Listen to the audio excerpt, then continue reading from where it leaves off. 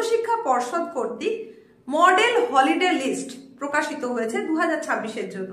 হ্যাঁ, ছুটির তালিকা 2026-এর ছুটির তালিকা মধ্যশিক্ষা পর্ষদের তরফ থেকে প্রকাশ করে দেওয়া হয়েছে। গরমের ছুটির দিন ধার্য করা হয়েছে 6 দিন এবং সেটা হচ্ছে 11ই মে থেকে 16ই মে পর্যন্ত সোম থেকে শনি মাত্র 6 দিন থাকছে গরমের ছুটি। 2025-এ মধ্যশিক্ষা পর্ষদের যে মডেল হলিডে লিস্ট ছিল সেই অনুযায়ী 12ই মে থেকে 23শে মে 11 দিন ধার্য করা ছিল একেবারে লিস্টেড গ্রীষ্মাবকাশ হিসাবে।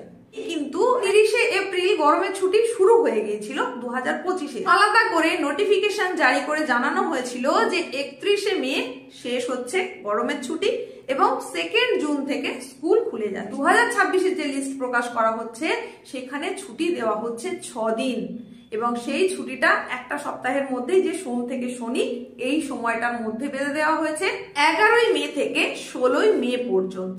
এই যে মাত্র 6 দিনের গ্রীষ্মাবকাশ, এটা কতটা যুক্তিযুক্ত কমেন্টে অবশ্যই জানান।